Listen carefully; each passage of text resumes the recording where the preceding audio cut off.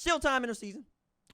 But the sheer number of people who will just pop up to continue to say how much they don't like Michigan, not because they're Michigan, but because of what they did last year, and that Connor Stallions is not sad about it. Michigan fans are not sad about it.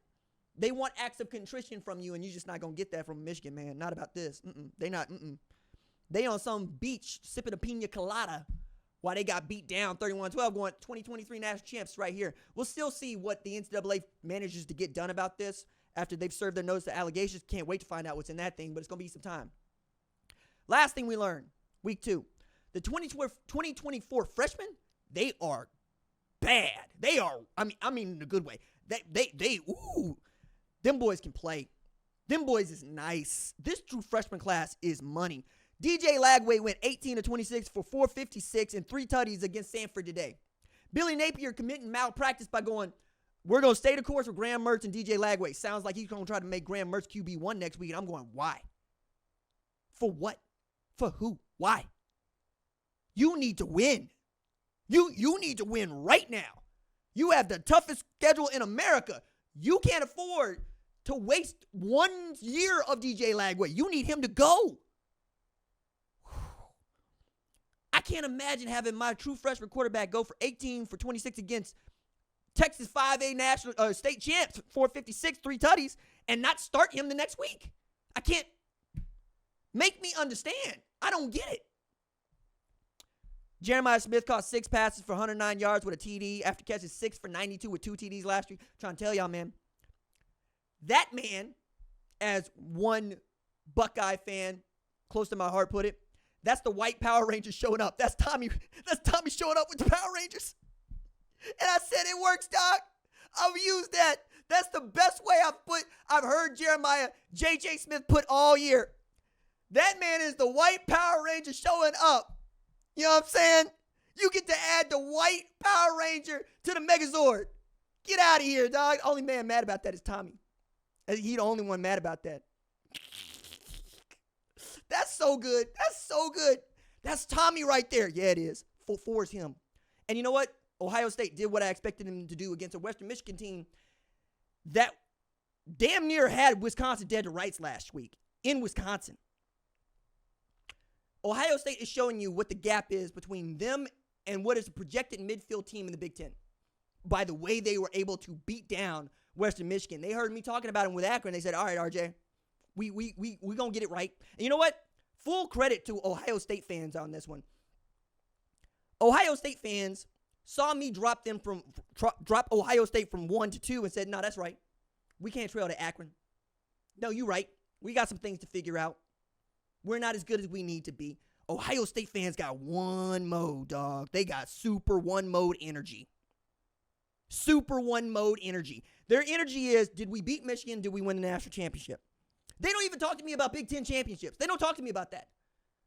They don't talk to me about beating anybody else but Michigan and whoever's in the national championship game. Their energy is 100% the same. I love that. I love that so much. You know what the standard is as a fan. You're not making excuses for piss poor play, and you're not making excuses for anything less than perfection. You are Herman Boone about this. You are Gary Gaines about this. I love that. I love that.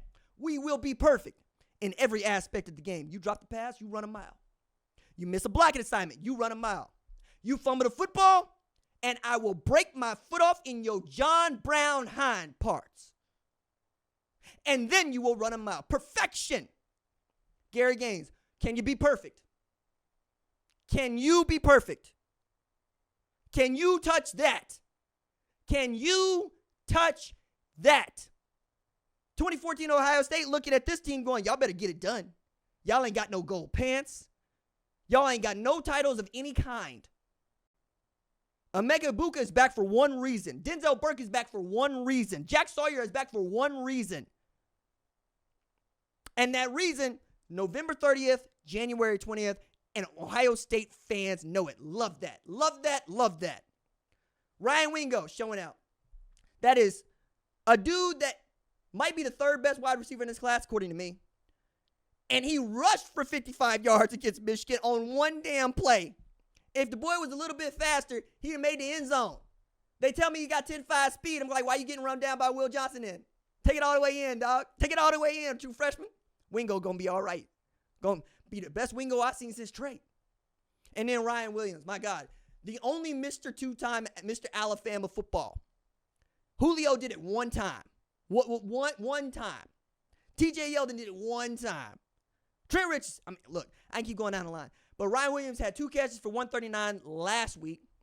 This week, he was the backbreaker against South Florida. When it could not seem to get out of this 14-13 purgatory, Ryan Williams took the lid off. Had 4 catches, 64 yards, and that TD against South Florida. The true freshmen in this class, they are holding up their end, guys. Holding up their end. I love that. I love that so much. Last thing I want to leave you with is, yeah, we're going to do the top 25, and I don't think that I expected as much moving and shaking as we have seen so far in this week 2 ahead of week 3. But my top 3 stay the same. Georgia, Ohio State, Texas. Ole Miss, again, they ain't played nobody outside the 5A high school classification yet, but, it's basically a placeholder. Bama, we'll see what USC does against Utah State because I might have to move them around. But Penn State tried to lose to Bowling Green, managed to win by 7. Oregon, last time I checked the score, they was up what? Damn, Boise State's up 20-14. Boise State up 20-14, Oregon. Didn't you tell me Idaho was a one-off? Son. Damn, Arizona leading Northern Arizona 13-10 in the third. What are we doing today, guys? Hey, did y'all know we were playing college football today? Did y'all know? My God. So for now, I got Oregon at 9. Tennessee, I moved them up to 10. That's easy. That's easy right now. They might move up further. We'll see. This is placeholder. Like, you'll know for sure when you go check foxsports.com in the morning, but I'm working it out. This is working it out, man. Miami, that's top 15 program. That's easy for me. Utah, placeholder for Cam Rising, right? Michigan, I got to figure out Michigan. I got to figure out Oklahoma State. They're going to be a top 25 team, and I don't know where. Oklahoma. LSU. All right, cool. Back on the Bigfoot. Y'all still ain't beat nobody in FBS yet. No. 134 teams in FBS. LSU ain't beat one yet. Kansas State, show me a little bit of heart with Sunshine at quarterback. Avery Johnson, I like it. And I think we're going to have some new teams making it into the top 25, man. Nebraska, you get to stay. You get to stay. You get to stay, Nebraska. You made me look good. See that? 2-0. Big win against Colorado earlier today. Is Notre Dame a top 25 team? These are things I need to work out. It's not a top 25 team. Notre Dame.